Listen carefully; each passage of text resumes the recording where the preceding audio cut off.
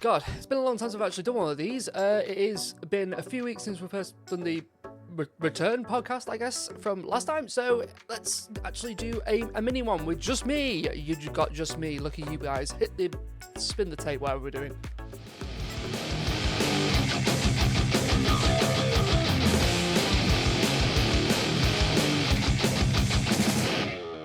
Well, I put this off. Like, I had something down to do this a lot earlier, but a lot has happened since the planning of doing like these mini sort of episodes every so often. Obviously, we did the return of the podcast the other week. We recorded it on the 5th, and it's done really well. So firstly, thank you to everyone who's watched it and engaged with all the shorts. It's done really well, so thank you so much. I tried to record this and tried to do this multiple times.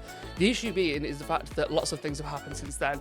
Other tours have been announced, tours are cancelled, and we've had some tragedy, obviously, in the rock and roll community. So let's talk about it. The one that came the most at me was Sam Rivers from Limp Bizkit. Again, the guy's still playing music and still touring and still playing shows, and due to play shows, and passes away. You know, will this be something that changes the lineups coming forward as well? Like, you know what goes with emotions that run high.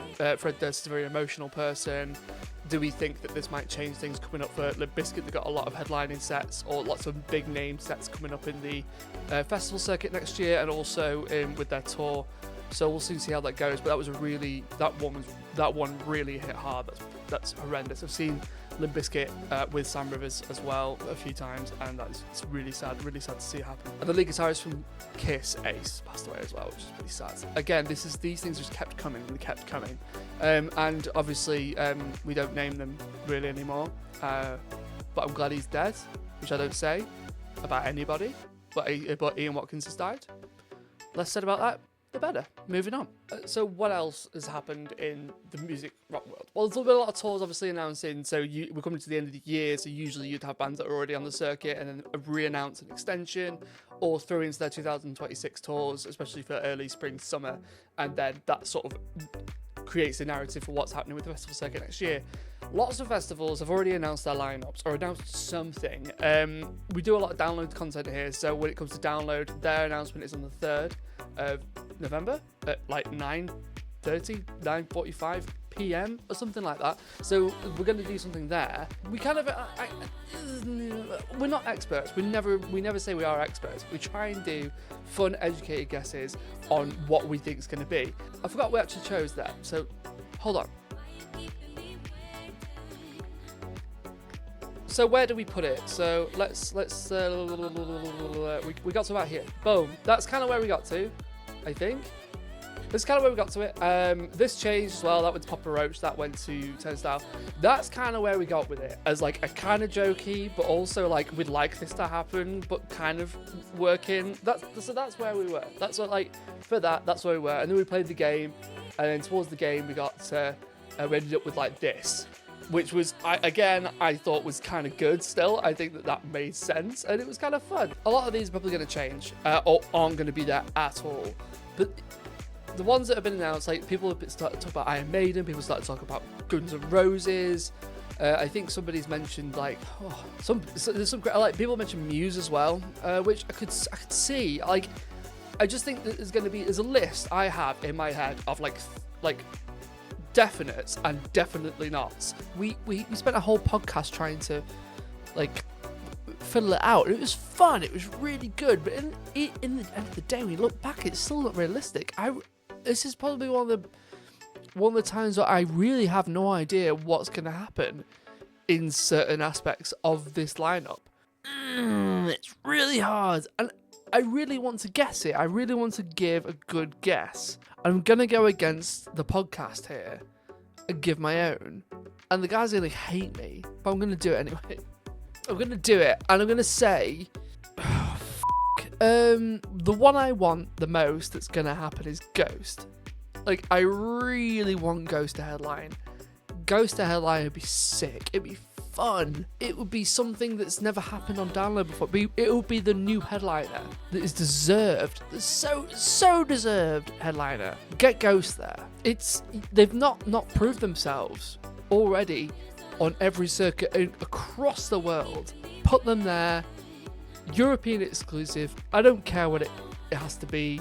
To be fair, at this point, it is a European exclusive. Drop them in. Let's see how it goes, please.